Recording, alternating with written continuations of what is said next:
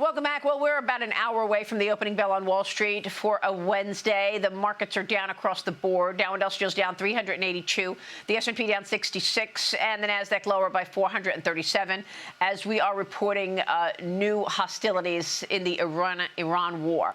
Meanwhile, the wave of super mega IPOs this summer drawing some concerns over valuations. SpaceX is going to be huge this Friday. It will debut its IPO, and it is already 4 times oversubscribed. Sources this morning say by Friday it'll be 10 times oversubscribed.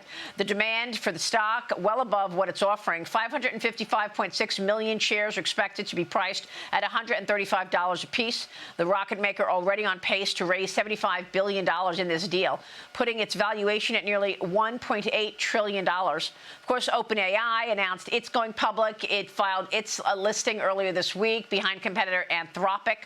This morning, tech stocks are under pressure with all of this new stock coming. And take a look at shares of Supermicro this morning because it's also raising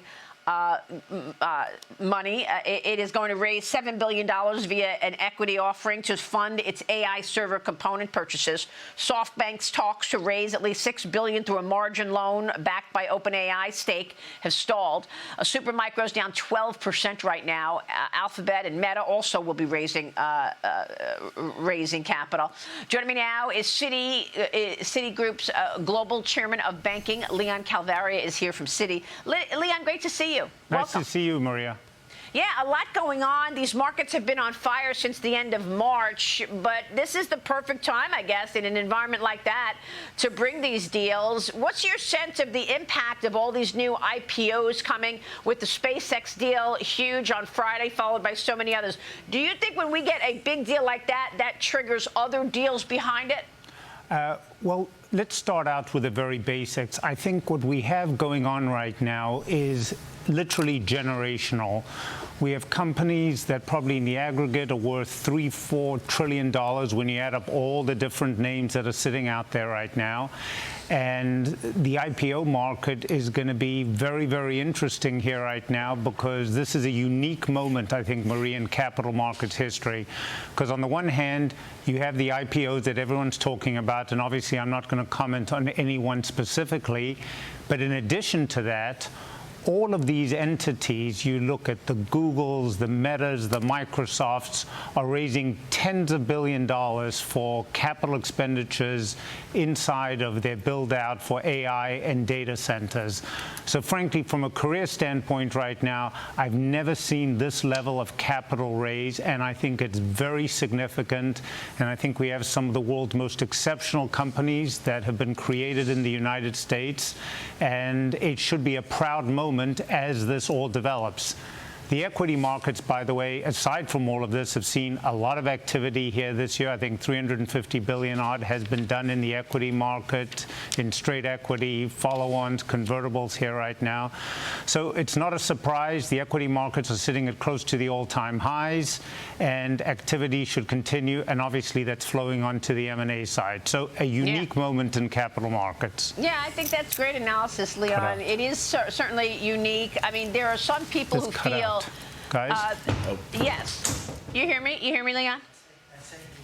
Sorry, cut out. I think some people believe that investors are selling some tech stocks to raise money to buy the SpaceX deal, Cheryl. Well, you know, look, I think that what we've seen, again, this rotation that we're watching with a lot of these profitable names, a lot of these technology companies, whether it's the chip makers or it's the software players, certainly you see people kind of gearing up for these big IPOs. As we talked about earlier in the program, Maria, I think the concern is that the average retail investor, this might not be, at least for SpaceX and Anthropic and OpenAI, might not be the right vehicle for them at this time, but certainly it's something for all of us to watch. Well, this is a unique moment, as Leon was just saying. But, Leon, I wonder what you think about the impact of all that new stock coming.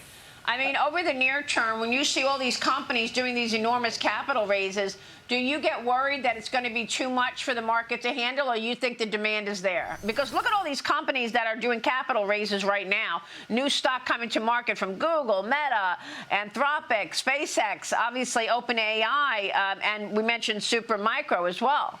Well, I think on the other side, Maria, let's look at what's being taken out of the market. I think there's $250 billion worth of companies that have been taken private by private equity. So while all of this equity issuance is going on, and there are trillions of dollars flowing in the equity market here right now, a bunch of companies also being taken out of the market. Okay. So there will be, I think, this huge amount of liquidity sitting out there right now. And frankly, if you look at it, given where interest rates are right now, the market is obviously demonstrating that it's still an attractive place for people to invest. Absolutely. And I would say that the best place to create wealth is through the stock market over the long term. And we've learned that over and over again. But Leon, let me get your take on M&A, because Citi was ranked first in the power sector's M&A advisory market by deal value. Congratulations. This is this year's first quarter. Global M&A volume also approaching record levels. What are you seeing and hearing in the boardroom right now in terms of deal activity? What are you expecting for the rest of the year? Well, look at the numbers here. I think we have $3.6 trillion that's been done this year so far to date, second best year in history. Boardroom activity and discussions, I wouldn't necessarily are at an all-time high, but there are very significant things being discussed in the boardroom. And we've been talking about technology early on, but it's industrials, it's power, it's healthcare. There's also a large amount of transactions that are being done on a transatlantic basis.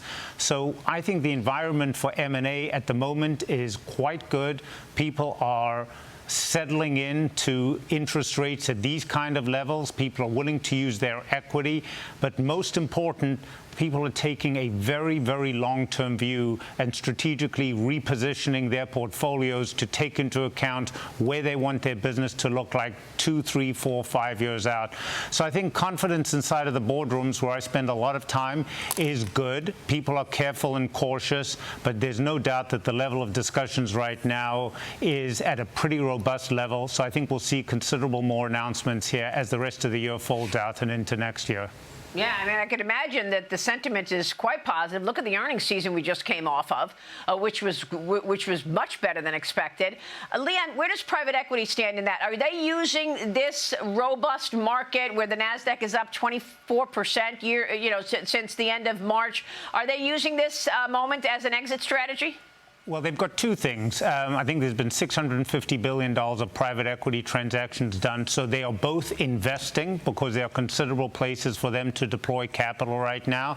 But at the same time, as you and I have discussed, they still have considerable investments inside their portfolio that they need to exit either through sales or through IPOs.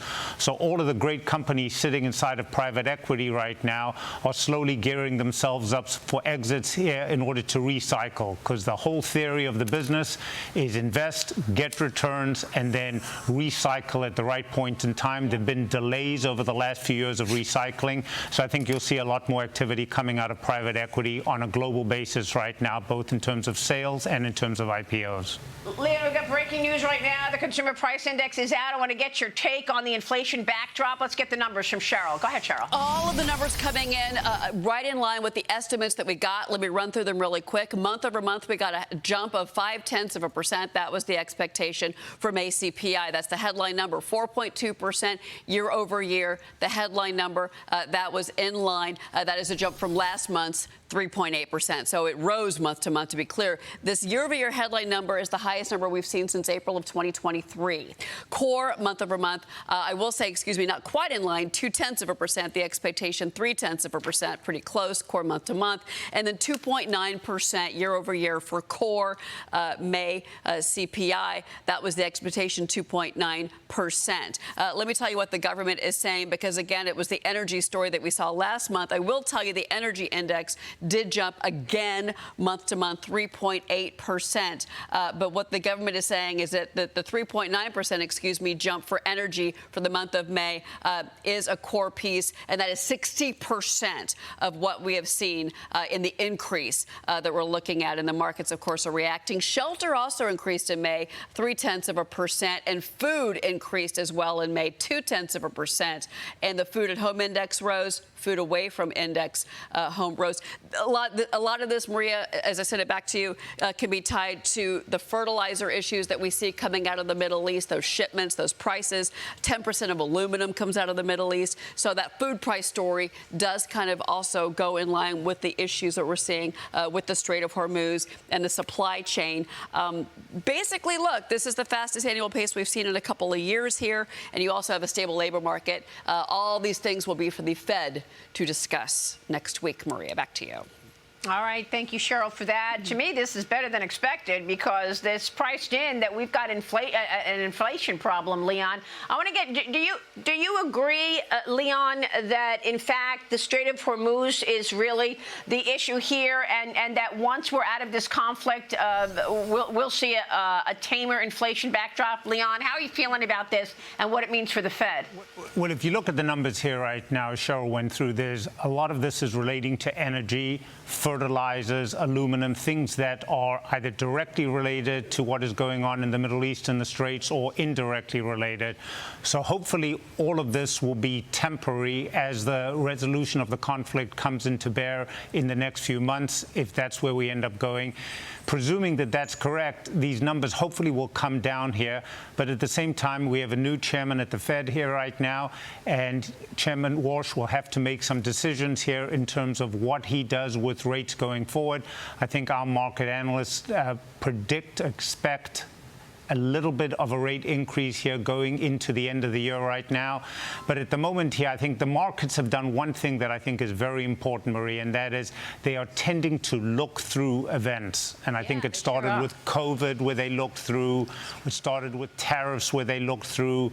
It started with what happened with AI and software. So I think to a certain extent, we have the numbers that we just went through here. But from a market standpoint, they will be more inclined to look through and see what everything starts to appear starting later in the year and early next year. I agree, because the president's agenda put so many things in place in that big, beautiful bill that has been incredibly positive for earnings. So you start there, you've got a great backdrop, and that's why investors have that confidence. Leon, thanks for taking all that on. Great to see you this morning, sir. Thank you. Thanks a lot, Maria. Be well. Leon Kalvaria in New York.